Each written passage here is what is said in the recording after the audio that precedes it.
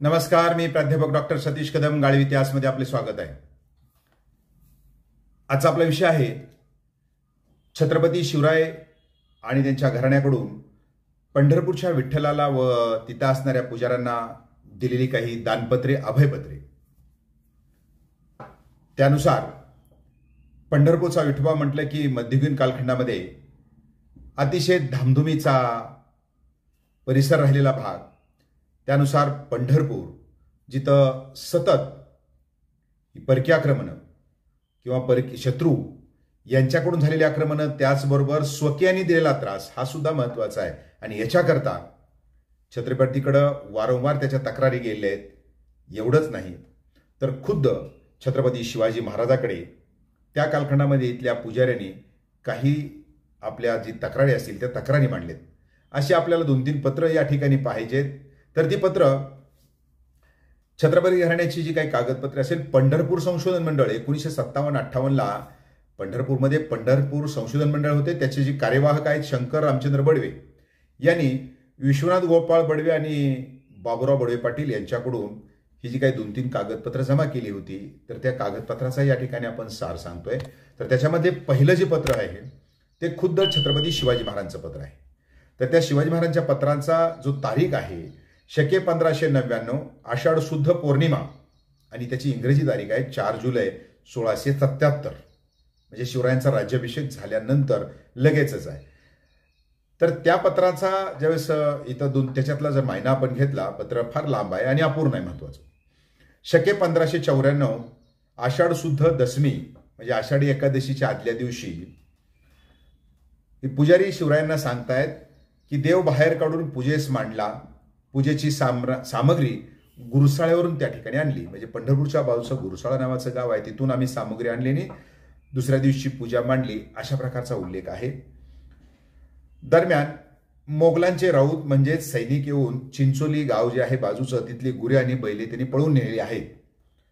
पुढचा उल्लेख आहे म्हणजे हा झाला बाहेरच्या लोकांनी दिलेला ताप. तर पुढचा उल्लेख त्याच्यात शिवरायांना सांगताना तिथले पुजारी म्हणतात शके 1597 चैत्र शुद्ध सप्तमीस रंगोजी नावाच्या इस्माने देव चोरून नेला.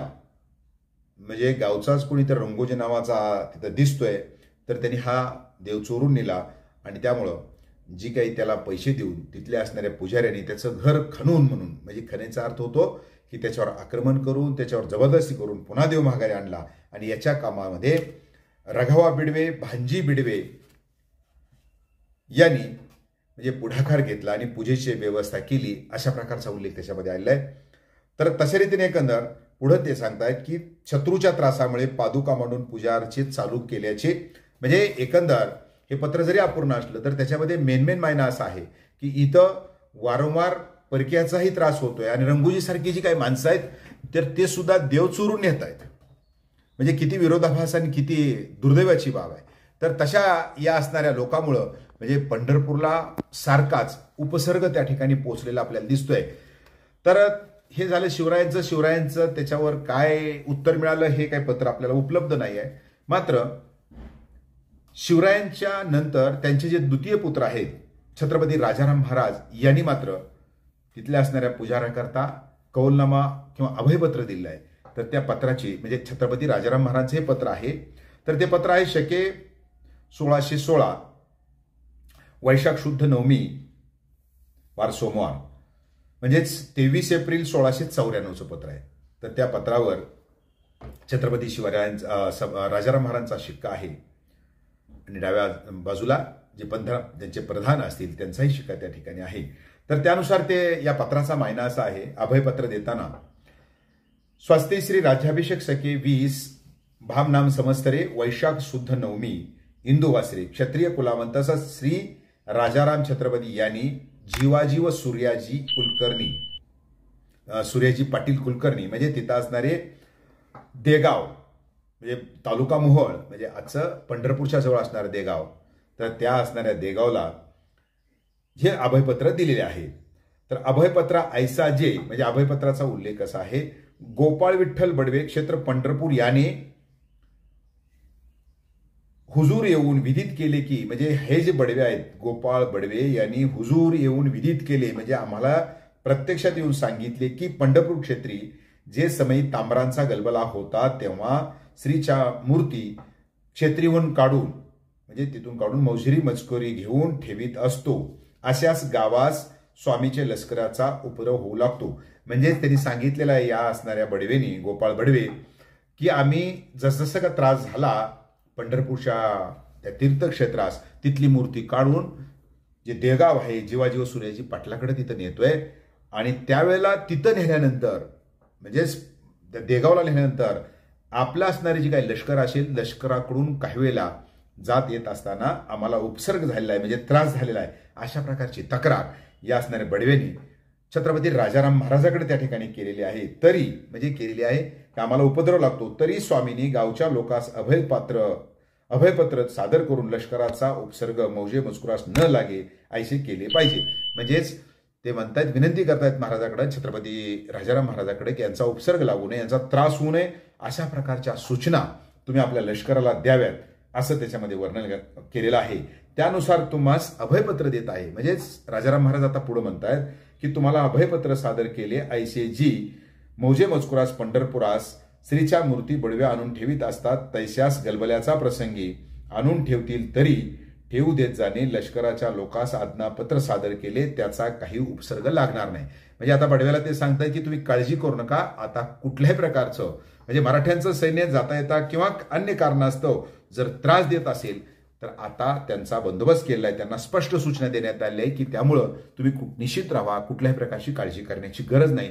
अशा प्रकारचं अभयपत्र, म्हणजे तिथं जी काही ताम्र, म्हणजेच काय ते ताम्राचा, म्हणजे त्यावेळेला असणाऱ्या परकीयांचा जो त्रास व्हायला लागला आणि त्यामुळे पंढरपूरची मूर्ती काढली आणि बाजूच्या देगाव गावामध्ये तिथं ठेवली, तिथल्या असणाऱ्या पाटलाकडं, त्यावेळेला आमचा कुठल्याही प्रकारचा उपसर्ग लागणार नाही, आमच्या सैन्याचा किंबहुना तुम्हाला मदत होईल, अशा प्रकारचं अभयपत्र त्यांनी तिथं असणाऱ्या जी गावप्रमुखाला त्या ठिकाणी दिलंय की तशी काळजी घ्यावी.